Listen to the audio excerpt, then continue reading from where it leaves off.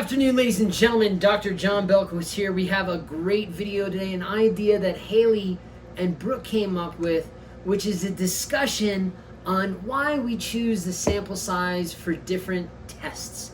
And I literally just got done doing a video on one of the papers that was published back in 1961 that started analyzing going from one sample size to a smaller one. So we're going to focus on compressive strength today, not necessarily ASTM C39, which is compressive strength of cylindrical concrete samples, but more just the general concept of why we choose different sample sizes for compressive strength to include ASTM C109, which is for neat cement paste, grouts and mortars.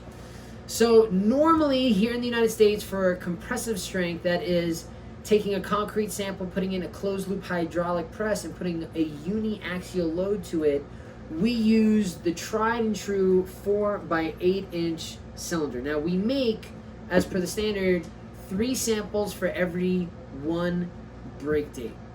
But if you go back in time, we used 6x12s. So we went from 6x12s to 4x8s, and traditionally we were doing 3 breaks for every 1 day for every mix. So if you had 1, 3, 7, 14, 28, that's 15 samples that you had to make 6x12s. Now we do the 4x8s.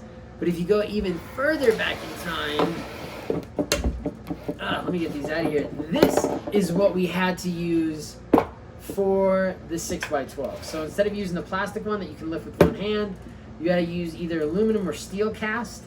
And they look like this. There are some cardboard ones. We prefer to use the plastic. And we had this because when we first started our company years ago, this was still being used on job sites. So yeah, blast from the past. I'm glad we don't do that anymore. So let me out of it. So why do we use all these different sized samples? Now, and I can't remember where this says it in the standard, but you need to have a mold that has a diameter that is 3 times greater than the maximum sized aggregate. So if I have a 1-inch rock, 3 times that is 3 inches. I'm using a 4x8 cylinder. I have more than enough room. Now, if I have a 2-inch rock and I multiply that by 3, all of a sudden a 4-inch diameter doesn't work unless I wet sieve out that maximum sized aggregate and then down to the 1-inch size or within that 4-inch diameter for that MSA, that maximum sized aggregate, and then I can go ahead and use that mixture in my 4x8s. Now, when it comes down to it, if you're using a concrete that has an MSA of 1 inch, theoretically, you can also use this 3-inch by 6-inch cylinder. I think you see where I'm going. As your aggregate size gets smaller, you can start using smaller and smaller molds. Here's a 2-inch by 4-inch cylinder that we use with a lot of neat cement paste, grouts, and mortars, and you can even go down to the 2-inch by 2-inch cylinder. Now, it's not just aggregate size, because quite frankly, if I wanted to, I can take my grout, instead of putting it into the 2-inch by 4-inch cylinder, and I could theoretically, or technically, excuse me, not theoretically, technically, I could put it into my 6x12-inch cylinder, cast it, cure it, and break it using this, and because I have a larger sample, I should be getting a higher number, but it's also because of convenience. In the lab, if we're doing grout samples and we want to preserve or at least be sustainable about the amount of materials that we're using, not only to take the raw materials and then make them, but also using the plastics and then throwing out the waste.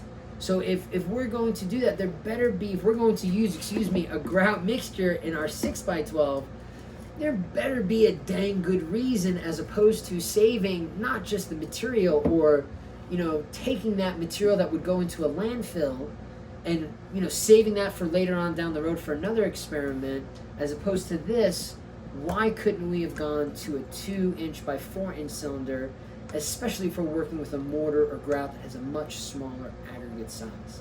So again, the 2 reasons is, 1, it's the standard, whatever the standard does say, and 2, it's also the convenience. And with that convenience comes the sustainability for number 3. And of course, there's 4, the resources cost involved. And I got to tell you something. Going from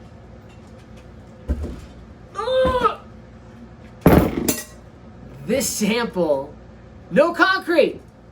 And I'm not straining just because I'm old and weak. That's heavy. Haley? Mm-hmm. That's heavy. Mm-hmm. Going to this is saving a lot of time and resources and a lot of hurt backs too. So hopefully you learned something today. We're going to be diving into some more of these things, going into detail on ASTMC 78, ASTMC 1260, 1293, as well as some other ASTMs that focused on different size samples depending on the type of test that you're doing. So thanks for joining us today. Don't forget to like and subscribe.